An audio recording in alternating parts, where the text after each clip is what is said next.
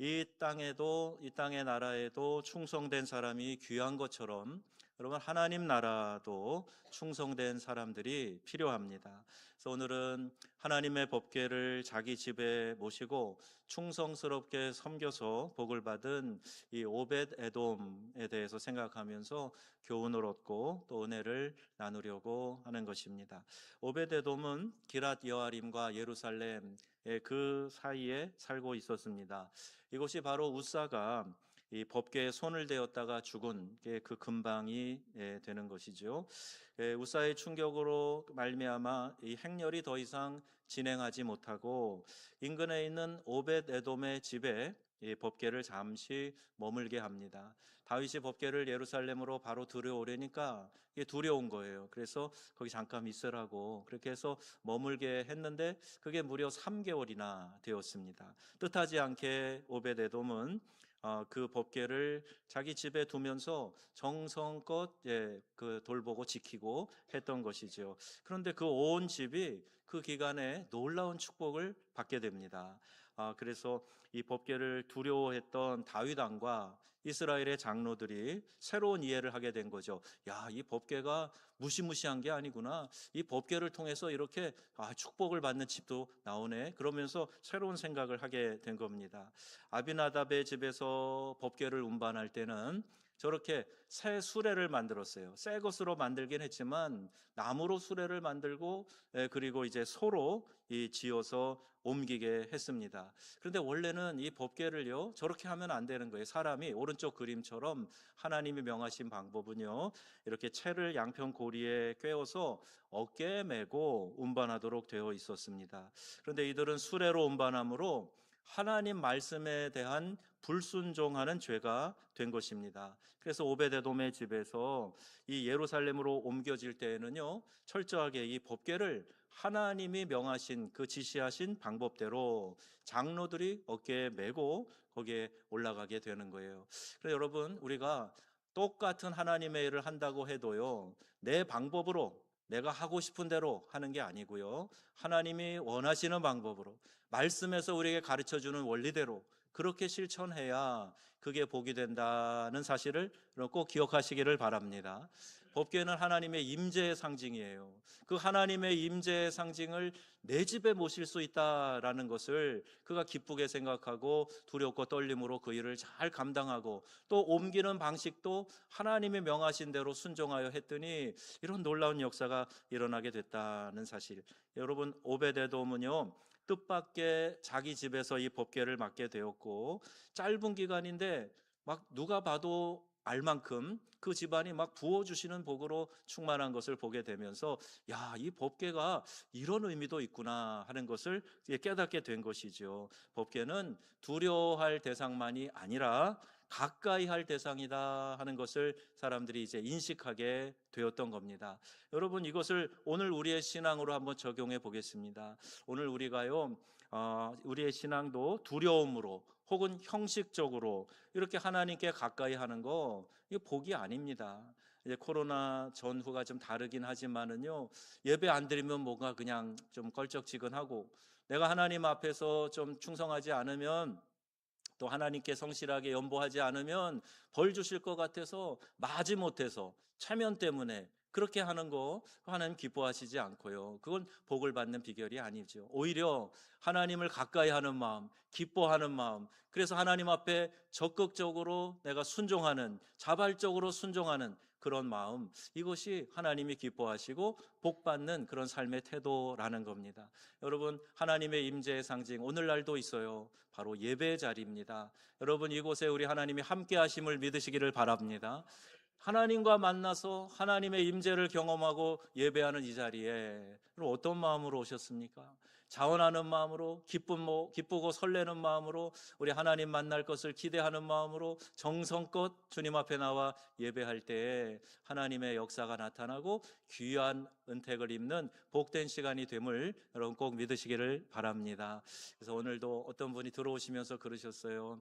넘어져서 3주 동안 예배를 못 드렸대요. 참 너무너무 예배 드리고 싶어서 의사는 어디 움직이지 말라 그랬는데 오늘 예배 드리고 싶어서 교회 오셨다고 걸어 들어오면서 그렇게 얘기하세요. 여러분 이게 하나님의 임재를 사모하고 그 예배를 기뻐하는 그런 마음 아니겠습니까? 하나님께서 반드시 은혜를 베풀어 주실 줄 믿습니다. 이런 마음을 갖고 하나님을 가까이 하면, 이런 마음으로 법궤를 잘 돌봤던 오베데돔의 가정에 임했던 축복이 오늘 우리의 삶에, 우리의 가정 위에 임하게 되는 줄로 믿습니다. 마태복음 25장 21절에 이렇게 말씀하고 있어요. 같이 읽겠습니다. 그 주인이 이르되 잘하였도다 착하고 충성된 종아, 내가 작은 일에 충성하였음에 내가 많은 것으로 내게 맡기리니 내 주인의 즐거움에 참여할지어다 하고. 아멘.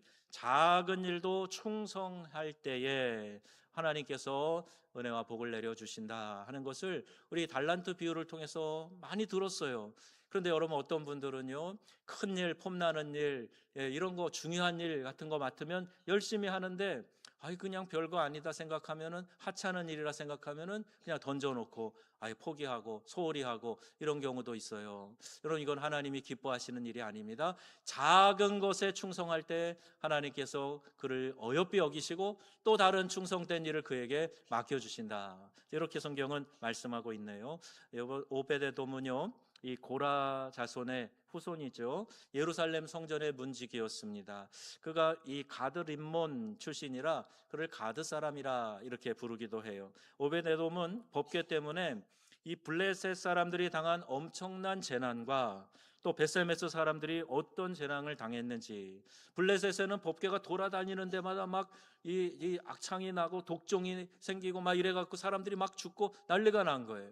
베셀메스에서는 이런 사건이 일어났어요. 법궤를 운반할 때 이게 흔들리니까 웃사가 거기다 손을 댔다가 재앙으로 죽음을 맞는 그런 사건을 다 알고 있었습니다. 그런데 오베데돔은 기꺼이 법궤를 자기 집에 맞이했던 거예요. 법궤 때문에 많은 사람이 죽은 것을 알고도 기꺼이 맞아들인다? 그러면 결코 쉬운 결단이 아니었을 겁니다. 그러나 그는 법궤의 참 모습인 하나님을 보았어요. 하나님이 얼마나 좋으시고 신실하신 하나님이신지를 그는 알았기 때문에 기쁨으로 영접할 수 있었던 겁니다. 이러한 오베데돔의 신앙과 용기에 대해서 하나님은 그의 집과 그의 모든 소유와 후손에게까지 축복하셨다. 이렇게 성경은 말씀하고 있어요. 오베데돔, 그 법궤를 잘못 다루는 자들에게만 재앙이 임한다 하는 사실을 알았기 때문에 하나님의 뜻대로 법궤를 바르게 모셨다는 거죠. 우사의 잘못된 행동으로 처벌하신 하나님께서 그 손을 들어서 오베데돔의 겸손과 용기를 보시고 그 집에는 복을 내리셨다는 거예요. 동일한 하나님이 이렇게 하셨다. 여러분 뭘 생각하십니까? 어떤 태도로 우리가 하나님께 나아가느냐에 따라서 하나님은 우리에게 은혜를 베풀어 주시는 좋으신 우리 하나님이시다 하는 것을 여러분 꼭 기억하시기를 바랍니다. 나를 통해서 나의 하나님의 열정과 그 영광과 하나님의 그 임재를 내 신앙을 통해, 내 마음을 통해 우리가 경험하게 되는 것인데, 이것이 나에게만 머무는 게 아니라요, 가정에도 임하게 된다 하는 사실이에요. 내가 어떤 마음으로 하나님을 예배하는가, 어떻게 내가 하나님의 말씀에 잘 순종하며 사는가, 이게 나뿐만이 아니라 내 가정에도 영향을 끼치고 그 후손들에게도 영향을 끼친다 하는 것을 우리에게 알려주고 있어요. 그리고 이 생명에서 생명으로 이르는 그런 놀라운 은혜가 오벳에돔의 이 순종, 그의 삶을 통해서, 그의 용기 있는 믿음의 수고를 통해서 드러나고 있다는 겁니다. 사랑하는 성도 여러분, 어떠한 삶의 어려움에도 불구하고 하나님을 중심으로 모시는 그런 용기 있는 신앙인들은 하나님께서 반드시 그들의 가정에 복을 내려주신다 하는 사실을 꼭 믿으시기를 바랍니다. 내 방법으로, 내 수단으로 사람들 눈치 봐가면서 이익이 있으면 하고 드러나지 않으면 안 하고, 이건 하나님 기뻐하시지 않아요. 그런데 하나님께 내 중심을 올려드릴 때, 그래서 용기를 내서 믿음의 자리를 지킬 때, 어떤 어려운 상황에서도 시간을 내고 또 내 마음을 들여서 하나님을 예배할 때 하나님 그걸 아신다는 말이에요. 여러분, 시대가 바뀌고 또 많은 바쁜 일들이 있고 그러니까요. 요새 이제 목회하면서 또 신방하면서 듣는 많은 이야기가, 목사님 시간이 없어요. 그런 거 할 시간이 없어요. 이런 얘기를 참 많이 들어요. 근데 여러분, 예배하는 일은 우선순위에서 미뤄두시면 안 됩니다. 하나님이 여러분의 중심에 있으셔야지 주변에 계셔서는 안 되는 거예요. 그래서 여러분 하나님을 섬길 때 꼭 이 마음을 기억하셔서요, 하나님을 중심에 두시고 어떤 여건에도 내가 주님을 우선순위로 살아가겠습니다 하는 믿음의 결단이 있어지기를 우리 주님의 이름으로 축원합니다. 그때 하나님께서 복을 주시고 그 집안을 하나님께서 세우신다 하는 것을 오늘 말씀을 통해 보게 되는 거죠. 하나님은 반드시 그러한 집안에 영육 간에 풍성한 은혜와 복을 내려주신다 말씀하고 있어요. 26장 역대상을 보면은요, 성전 문지기를 맡은 사람들의 명단이 쭉 나옵니다. 그런데 그 중에 또 특히 오벳에돔과 그의 아들들에 대해서 상세하게 기록하고 있어요. 하나님은 그의 집안에 그 모든 소유의 복을 내리셨다는 걸 알게 되는데, 어떠한 복을 받았고 그게 받게 된 복이 이유가 무엇인가? 간단하게 보면 이래요. 우리 첫째는요, 자손이 번성하는 복을 받았다. 8절 말씀인데, 오베데돔에게서 난 자가 62명이라. 이 말씀은요, 자손이 엄청나게 번성했다는 거예요. 이 자손은 힘이고요, 자손은 오늘날의 그 모든 힘과 권력과 재산과 맞먹는 동일한 단어인데요, 그 자식을 이렇게 많이 62명을 허락해 주셨다, 자손이 번성하는 복을 주셨다고 기록되어 있고, 또 그런데 숫자만 많은 게 아니에요. 6절에 보니까 자손들 중에서 큰 인물이 나왔다. 그 아들 스마야도 두 아들을 낳았으니 저희의 족속을 다스리는 자요 큰 용사라. 여기 큰 용사라는 말은 지도자라는 뜻이에요. 하나님께서 그렇게 훌륭한 인물이 그 오베데돔의 가정에서 배출되도록 복을 주셨다. 또 셋째는 자손들 모두 능력이 있는 유능한 사람들이었다는 거예요. 8절에 보니까 다시 보면 이는 다 오베데돔의 자손이라 저희와 그 아들들과 그 형제들은 다 능력이 있어 그 직무를 잘 하는 자니. 여기 능력이 있다라는 이 말은요, 재력이 있다라는 말과도 같고요, 막강한 군사력이 있다 이런 뜻을 담고 있습니다. 이처럼 오베데돔은 하나님께로부터 자손의 복을 받았을 뿐만이 아니라 집안이 두루 형통하고 번성하고 후손이 잘 되는 그런 복을 누렸어요. 어떻게 이렇게 귀한 복을 받았는가? 역대상 13장에도 이걸 기록하고 있어요. 13장 14절 말씀인데요, 하나님의 괴가 오베데돔의 집에서 그 권속과 함께 석 달을 있으니라 여호와께서 오베데돔의 집과 그 모든 소유의 복을 내리셨도다.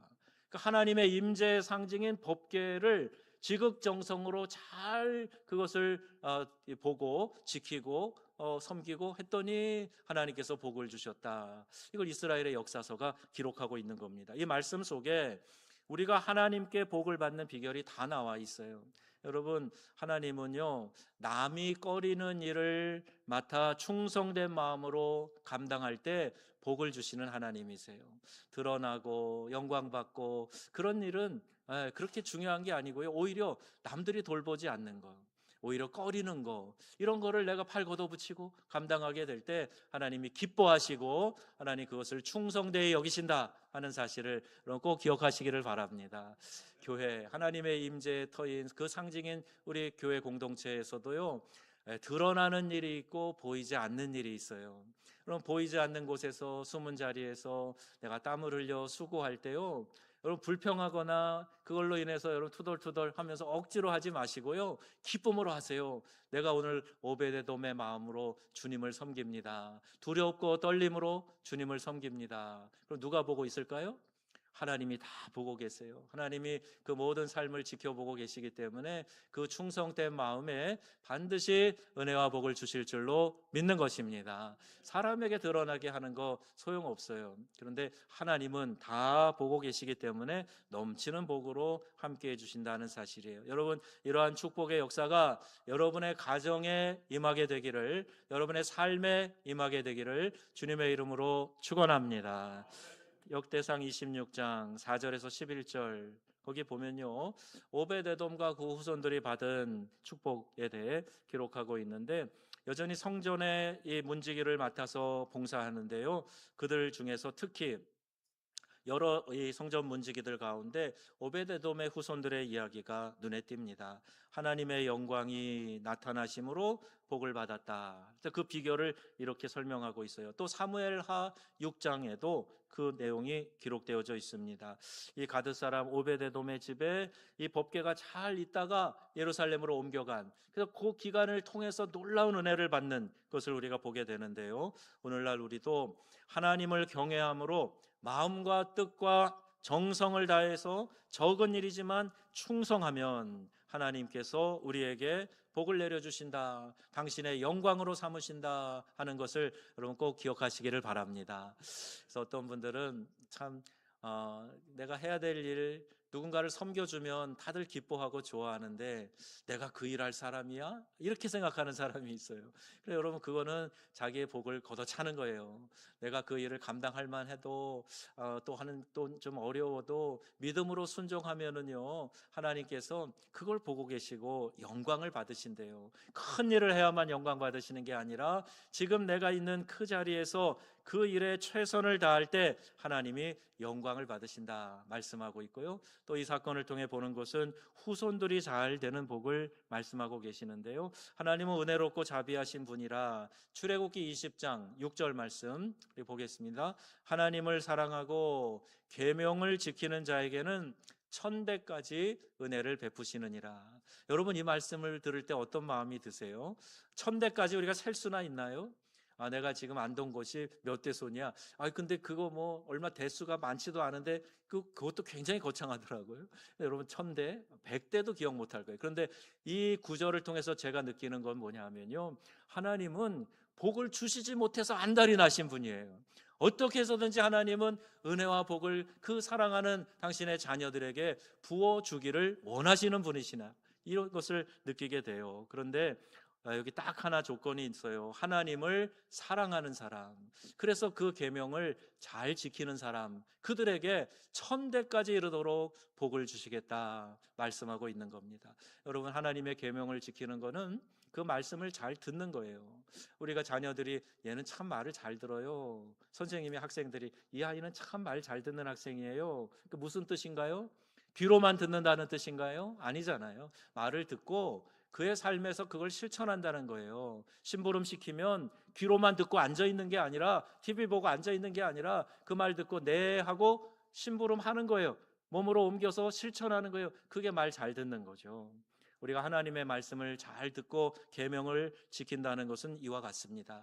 귀로만 듣고 앉아서 그냥 긍정만 하고 잊어버리는 게 아니고요, 이 말씀을 내 삶에 잘 적용해서 실천해 나가는 거, 이게 계명을 잘 지키는 겁니다. 여러분, 하나님 사랑하시는 마음으로, 그분 사랑하니까 그분 말씀 잘 들어야 되겠죠. 하나님의 말씀을 내 삶에 잘 실천하는 우리 믿음의 권속들 되시기를 주님의 이름으로 축원합니다. 이게 복된 삶의 지름길이기 때문에 그래요. 후손이 잘 되는 복을 그에게 내려주신다 말씀하고 있어요. 그 아들들과 형제들이 다 능력이 있어 직무를 잘하는 자들이다, 이렇게 기록되어져 있어요. 그 8 아들을 주셨는데요.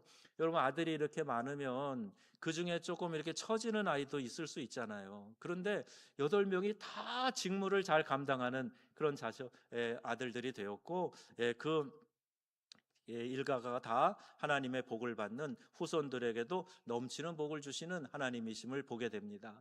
나 한 명이 충성을 다했는데요, 하나님은 그 자손들에게 복을 주신다.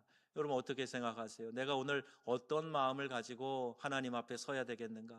어떻게 내 삶을 살아가야 되는가? 나의 작은 순종 하나가 내 자녀들에게, 그 후손에게 영향을 미친다면 나는 오늘 어떤 마음으로 예배해야 되고 어떤 충성으로 주님께 나가야 되는가? 여러분, 꼭 기억하셔서 이 오벳에돔의 집에 임한 복이 여러분의 집에 임하게 되기를 주님의 이름으로 축복합니다. 그리고 더 큰 일을 맡겨주셨어요. 마태복음 25장에 보니까요, 예수님이 이 충성한 자들에게 더 큰 일을 맡겨주시는데, 1달란트 받은 사람은 책망을 받아요. 1달란트도 작은 게 아니라 그랬잖아요. 그런데 비교의식이 생긴 거예요. 옆 사람을 보니까 쟤는 2달란트 받았네, 쟤는 5달란트 받았네, 나는 이게 뭐야? 얼마든지 그걸로도 경영할 수 있는데 땅에 묻어 놓습니다. 그 주인이 와서 야 회계 보고 해봐라 그랬더니 땅에 묻었던 거를 파내서 가지고 갑니다. 주인이 노발대발하는 거예요. 네가 나를 그렇게 악한 주인으로 알았느냐? 차라리 은행에 맡겨서 이자라도 받지 너 왜 그것을 땅에 묻어놨다가 그대로 갖고 왔느냐? 이렇게 책망을 받아요. 여러분, 이 사람이 받은 것은 작은 게 아닌데 옆 사람 쳐다보면서 상대적인 박탈감 그리고 빈정이 상했을지 몰라요. 우리 그런 마음 가지면 안 됩니다. 교회 안에서 또 하나님의 일을 감당할 때 주님 나에게 맡겨주신 그 일이 비교적 작게 보일지라도 그 일에 최선을 다하고 충성을 다하게 될 때 하나님의 평가는 동일해요. 잘했다, 착하고 충성된 종아. 이렇게 평가하실 겁니다. 여러분, 교회도요 각각의 위치도 있고 지역적인 영향도 있고 또 그래서 사이즈가 다 달라요. 여러분, 대형 교회, 큰 교회만 하나님 복을 주시고 좋은 교회가 아닙니다. 작고 건강한 교회들이 있어요. 여러분, 이 지역에 인구에 제한이 있지 않습니까? 저는 저 멀리서 막 사방에서 교인들 모여든다고 자랑하는 거 별로 그렇게 좋은 것 같지 않아요. 이 지역에 있는 사람들이라도 구원해내고 한 영혼이라도 주님 앞에 나와서 건강한 공동체가 되어 말씀 지켜 살아가는 삶, 그리고 그 말씀대로 복음 전하고 영혼 구원한 일에 깨어있는 교회, 그러면 하나님께서 그 사이즈와 상관없이 잘했다, 착하고 충성된 종아, 우리에게도 오늘 그런 칭찬을 하실 것을 저는 분명히 믿습니다. 그런데 비교하면서 상대적인 박탈감 갖는 거, 이건 세상의 방법이지 하나님 나라의 계산법이 아니에요. 여러분, 정읍에 사시면서요 그런 긍지를 가지셨으면 좋겠어요.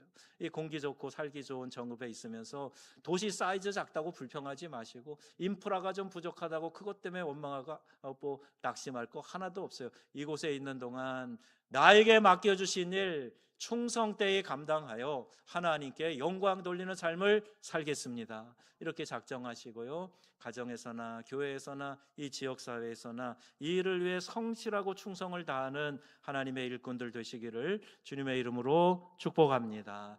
그래서 이 성전 문지기로 봉사할 때에도 정성을 다해서 했어요. 그랬더니 하나님께서 그 가문의 복을 주셨다 하는 것을 오늘 기록하고 있는 것입니다. 성도 여러분, 우리의 삶의 모든 순간은 여호와 하나님 앞에 다 드러나게 되어 있습니다. 중심을 보시는 하나님이시기 때문에 사람들에게 보이려고 하지 말고 하나님이 보신다는 것을 기억하면서 우리에게 일하라고 또 신약 성경에도 우리에게 권면하고 계세요. 그렇기 때문에 우리는 하나님께서 내게 맡겨주신 작은 일에 충성을 다해야 됩니다. 그래야 하나님 앞에서 우리가 칭찬과 복을 얻는 삶을 살게 되는 거죠. 나아가서 내 후손들이 복을 받아 잘 되게 되는 그런 역사가 있게 됩니다. 내가 무엇을 심었느냐에 따라서 그 후손들이 그 열매를 따먹는다는 생각을 하면서 오늘 여러분 믿음으로 심고요, 믿음으로 행하고 하나님께 귀한 칭찬과 인정받는 우리 명성의 귀한 성도 되시기를 축복합니다. 현재 작은 일에 내가 소홀한 것은 없는가 한번 살펴보시고요, 현재 내게 맡겨주신 작은 일에 충성하면서 더 큰 은혜를 누리고 복을 누리는 우리 성도님들 되시기를 바랍니다. 자, 이제 말씀을 정리해 보려고 해요. 오베데돔을 통해서 우리가 배우는 교훈들이에요. 아주 중요한 복의 원리들이 나와요. 첫째, 하나님을 섬기되 하나님의 법대로 하라 하는 거예요. 말씀에서 가르쳐주는 신앙의 원리대로 하라는 거예요. 시대가 바뀌었다고 여러분 자꾸 이유를 대고 핑계를 대지 마세요. 우리의 믿음의 선조들이, 선배들이 잘 닦아놓은 그 신앙의 길에 여러분 최선을 다해서 함께 하시고요, 하나님의 말씀대로 순종하면서 주신 계명 잘 지키면서 살아가는 거예요. 이 시대에 그 계명을 지키는 게 얼마나 어려운지 목사님 아십니까? 자꾸 그렇게 생각하지 마시고요, 내가 말씀을 붙잡고 최선을 다해 살아갈 때 하나님이 그걸 아세요. 기억하세요. 그래서 하나님께서 귀한 은혜로 갚아 주실 줄로 믿습니다. 자, 또 오베데돔의 순종이요 결국 큰 축복의 조건이 되었는데, 맡겨지는 그 주님의 일, 그것이 크던 작던 여러분 거부하지 말라는 거예요. 내게 맡겨주신 일 최선을 다해서 감당하라. 사무엘상 15장 22절에 이런 말씀이 있네요. 순종이 제사보다 낫고 듣는 것이 뭐보다 나요? 순양의 기름보다 나으니라. 자, 이 사무엘 선지자가 사울왕의 불순종을 책망하면서 이 얘기를 한 거예요. 몰래 그 시날산 외투와 또 이렇게 기름진 짐승을 숨겨놓고 하나님께 제사 드리려고 그랬던 거예요라고 핑계하자 사무엘이 책망하는 거예요. 순종하는 것이, 제사 드리는 것이 그보다 낫고 하나님의 말씀을 듣는 것이 이 순양의 기름보다 나은 걸 왕이요 모르십니까? 그리고 아주 이제 하나님의 말씀으로 그에게 분명한 이야기를 선포하고 있는 거죠. 여러분, 말씀에 순종하는 것이 그 어떤 것보다 우선된다. 이것을 우리에게 깨우쳐 주고 있죠. 신명기 27장 모세의 설교를 봅니다. 같이 읽겠습니다. 그런즉 내 하나님 여호와의 말씀을 복종하여 내가 오늘날 내게 명하는 그 명령과 규례를 행할지니라. 아멘. 여호와의 말씀에 철저히 복종하라는 거예요. 그리고 그 명령과 규례를 잘 지켜 행하는 것이 나에게 큰 복이 된다, 이 말씀이에요. 또 세 번째는요, 이 우사에게는 법궤로 인해 진노가 내렸는데 그 같은 하나님께서 이 오벳에돔의 집에는 복을 주셨단 말이에요. 여러분, 축복과 저주의 갈림길이 있어요. 오늘날도요, 예수 그리스도의 복음을 받아들이는 자와 거스리는 자가 이 축복과 저주의 선을 갈라 놓는 겁니다. 오늘날 내게 말씀이 들렸을 때 그 말씀을 듣고 아멘으로 순종하는 사람과 받아들이지 않는 사람과의 경계선이라고도 볼 수가 있어요. 자, 또 하나, 네 번째는요, 하나님을 나의 삶의 중심으로 모셔드려야 된다. 자꾸 변방으로 밀어내지 말고요, 우선순위에서 자꾸 뒤로 돌리지 말고요, 하나님을 내 삶의 중심에 두셔서 예배하는 일 우선하시고 또 주님께서 내게 분부하신 일 앞장서서 그 일을 감당하시고 할 때에 하나님을 내 삶의 우선순위에 두는 거죠. 그렇게 모셔드리고 살아가라는 거고요. 마지막 다섯 번째는요, 우리가 이 법궤를 지키는 문지기로 충성을 다한 그런 모습, 끝까지 그가 이 법궤를 예루살렘으로 옮긴 다음에도 충성을 다하는 그런 모습을 봐요. 처음 시작할 때 열정과 패기 이런 것들은 아마 누구에게나 다 있는 것 같아요. 그런데 중간에 그게 없어지는 사람, 중간에 그냥 스르르 내려놓는 사람 더 많이 있어요. 자, 우리가 이제 한 해 절반쯤 됐으니까 그런 유혹에 직면할 수 있지 않겠습니까? 이제 또 다른 6개월을 향해 달려갈 때 여러분, 다시 하나님 주의 열심으로 뜨거워지게 하여 주시옵소서. 하나님의 말씀으로 다시 한번 내 영혼을 새롭게 하여 주시옵소서. 그렇게 기도하세요. 누가복음 16장 10절 말씀합니다. 우리 같이 읽어볼게요. 지극히 작은 것에 충성된 자는 큰 것에도 충성되고 지극히 작은 것에 불의한 자는 큰 것에도 불의하니라. 아멘. 이 말씀은 진리입니다. 여러분, 지금 내게 맡겨준 것이 작다고 생각이 되더라도 거기에 충성을 다할 때 하나님께서 더 큰 것으로 맡겨주신다 말씀하고 있어요. 사랑하는 성도 여러분, 법궤는 하나님의 임재의 상징물입니다. 오벳에돔은 기쁨으로 법궤를 자기 집에 영접했습니다. 또한 충성스럽게 그 법궤를 섬겼던 용기 있는 신앙으로 큰 복을 받았습니다. 자기에게 주어진 일을 묵묵히 감당할 때 하나님께서 부어주시는 복이 있다 하는 사실 꼭 기억하셔야 돼요. 여러분, 우리에게 하나님의 은혜가 없으면 우리 살 수가 없어요. 우리 2부 예배 때도 나왔나 모르겠는데 1부 앞에 우리 본죽 대표이신 최복희 대표가 간증하는 게 나오는, 사업이 쫄딱 망해가지고 이 채무관계 복잡해지고 어려워졌을 때 호떡 장사를 했대요.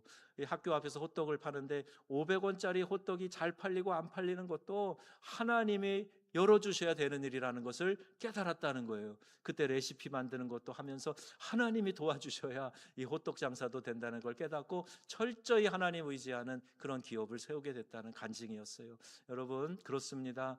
우리의 삶에 하나님이 부어주셔야 그 은혜의 삶을 살아갈 수 있다는 사실을 기억하셔서 오늘 주님의 도움이 필요합니다. 하나님 도와주세요. 함께해 주세요. 은총을 덧입혀 주세요. 긍휼을 베풀어 주옵소서. 여러분, 그렇게 늘 주님께 나아가고 하나님이 내 삶의 중심이 되고 작은 것 맡겨주셔도 최선을 다해서 충성으로 감당하는 우리 믿음의 귀한 성도님들 되어서 하나님의 귀한 은총이 여러분의 심령에, 가정에, 우리 교회 위에 임하게 되기를 우리 주 예수님의 이름으로 축원합니다. 아멘. 기도하겠습니다. 여러분 들으신 말씀 생각하시면서요, 함께 기도합니다.